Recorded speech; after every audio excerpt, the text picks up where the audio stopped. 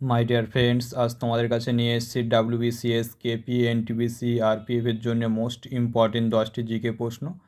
তাহলে তাড়াতাড়ি তোমরা দেখে নাও। 1 নম্বর কোশ্চেন হলো, কোন সুলতান সিংহাসনে আরোহণ করার আগে দাস ছিলেন না? তাহলে অ্যান্সার কী হবে? আলাউদ্দিন খলজি।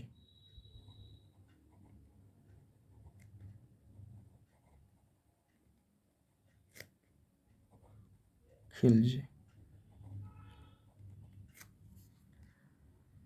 2 নম্বর কোশ্চেন হলো, গ্র্যান্ড ট্রাঙ্ক রোড কোন সম্রাট নির্মাণ করেছিলেন?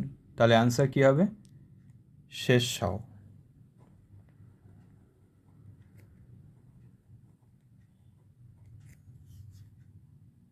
3 নম্বর কোশ্চেন হলো, শের ই বাংলা কাকে বলা হয়?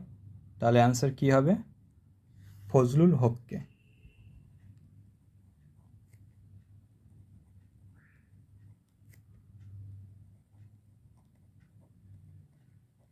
তাহলে ফজলুল হককে শের ই বাংলা বলা হয়। 4 নম্বর কোশ্চেন হলো, ভারতের প্রথম লোকপাল কে ছিলেন? তাহলে অ্যান্সার কী হবে? পিনাকি চন্দ্র ঘোষ।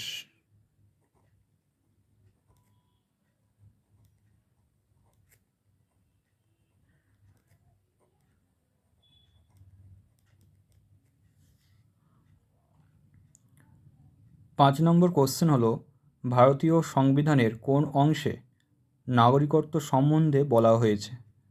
তাহলে অ্যান্সার কী হবে? পার্ট 2-তে।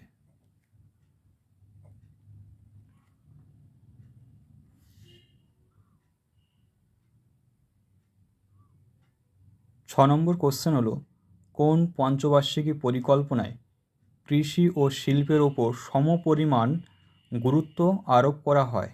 তাহলে অ্যান্সার কী হবে? তৃতীয় পঞ্চবার্ষিকী।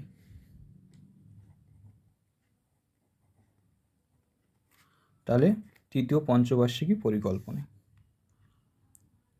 7 নম্বর কোশ্চেন হলো, কোন মাধ্যমে শব্দের বেগ সবচেয়ে বেশি? তাহলে অ্যান্সার কী হবে? কঠিন মাধ্যমে।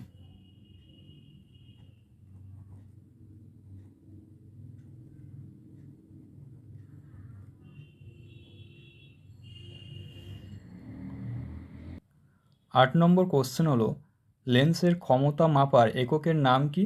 তাহলে অ্যান্সার কী হবে? ডায়োপ্টার।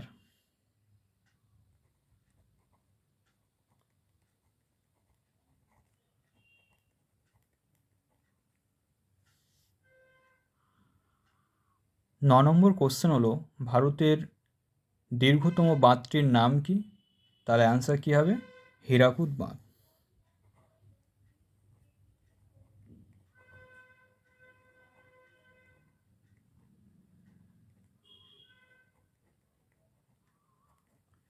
এই হীরাকুদ বাঁধটি কোন নদীর তীরে গড়ে উঠেছিল? তাহলে যদি বলে তাহলে কী হবে? মহানদীর তীরে। এবং এটি কোন রাজ্যে অবস্থিত? তাহলে কোথায় কী হবে অ্যান্সার? উড়িষ্যা। 10 নম্বর কোশ্চেন হলো, দুমহাল কোন রাজ্যের একটি লোকনৃত্য? তাহলে অ্যান্সার কী হবে? জম্মু ও কাশ্মীর।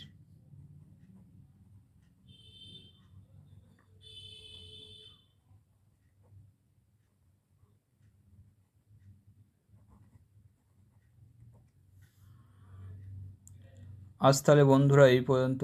যদি তোমাদের কাছে এই টপিকটি ভালো লাগে তাহলে চ্যানেলটিকে like, comment, share and subscribe করে দিও।